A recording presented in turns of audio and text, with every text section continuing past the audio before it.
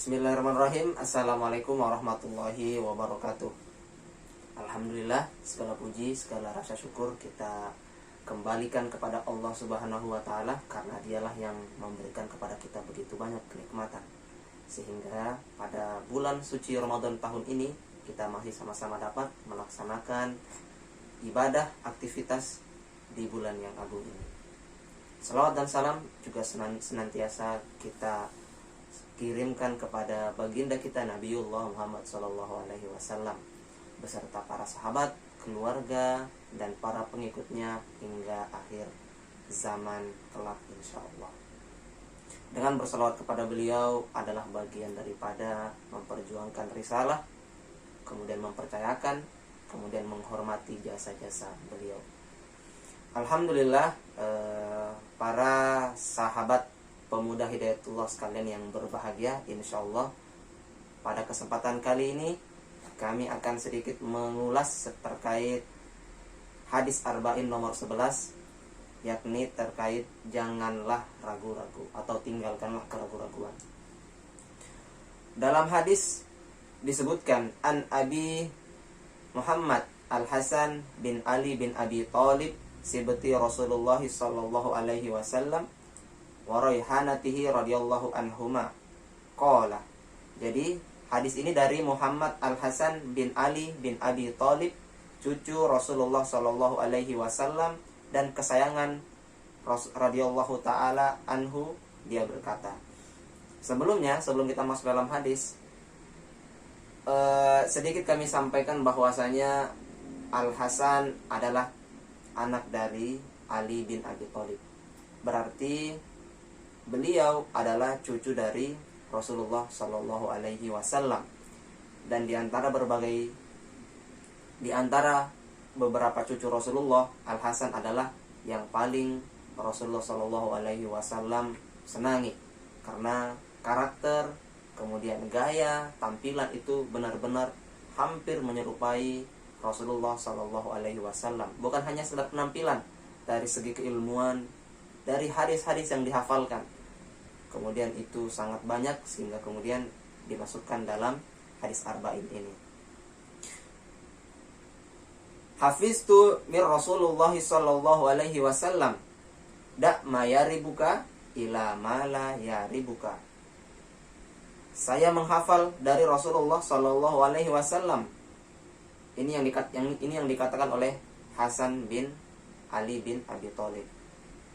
Tinggalkanlah yang meragukanmu kepada apa yang tidak meragukanmu. Itu disebut oleh dalam rawahu At-Tirmizi wa qala hadis hasan sahih. At-Tirmizi mengatakan hadis ini hasan sahih. Di antara sifat muslim adalah meninggalkan yang keraguan-raguan. Dan ini menjadi salah satu pokok penting dalam berkehidupan di muka bumi ini sebagai seorang yang muslim. Karena setiap kita melaksanakan, apabila itu baik, maka akan ada konsekuensinya. Tetapi ketika itu buruk, maka akan ada juga konsekuensinya.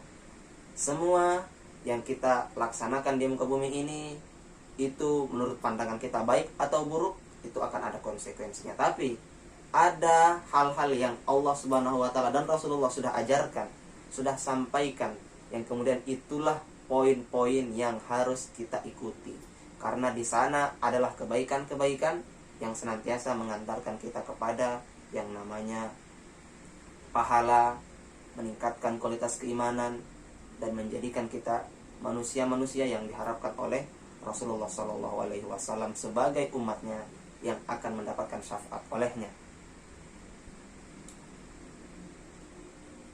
Berbagai macam pelajaran sudah dikirimkan oleh Allah Subhanahu wa Ta'ala dari sebuah peristiwa, dari sebuah kejadian.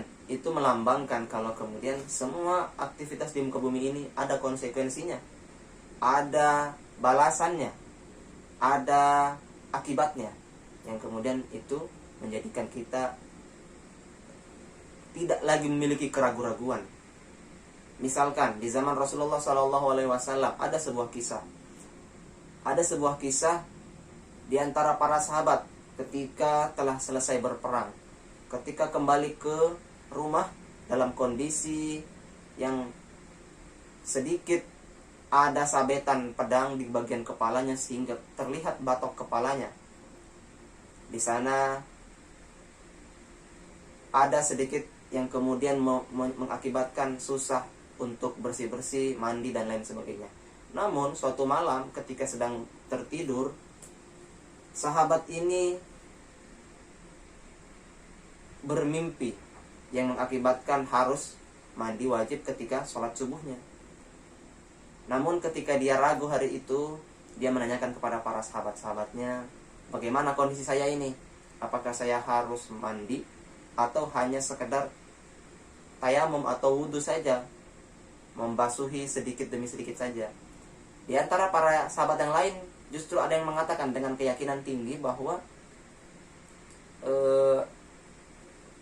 dibasuh semua. Akibatnya hari itu dia mandi, dibasuhlah kepalanya dan wafat juga pada hari itu. Dan informasi ini akhirnya sampai kepada Rasulullah SAW.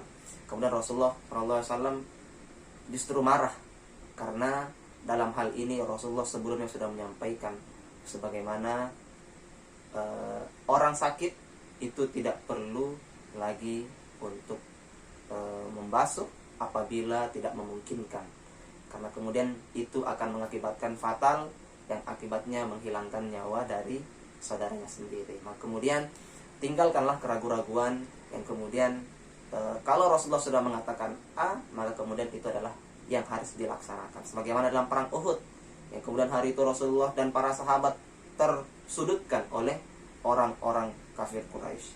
Para sahabat ragu, para sahabat seolah-olah kehilangan kendali, yang kemudian mengakibatkan kerusakan atau kekalahan pada pihak Rasulullah SAW di awal-awal perperangan hari itu. Demikian sebelum kami tutup di hadis Arba'in yang ke-11 ini, tinggalkanlah keraguan-raguan, karena keraguan-raguan adalah bagian yang terpenting dalam kehidupan di muka bumi ini.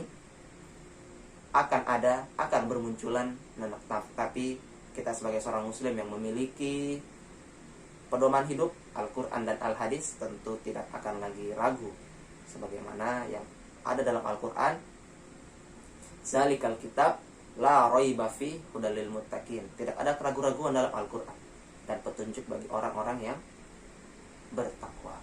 Demikian, insyaallah lebih lanjutnya akan dibahas di hadis yang ke-12. Tentu dari keraguan-raguan ini akan berkaitan dengan hadis yang selanjutnya dibahas oleh teman-teman kami berikutnya. Demikian, salam pemuda. Assalamualaikum warahmatullahi wabarakatuh.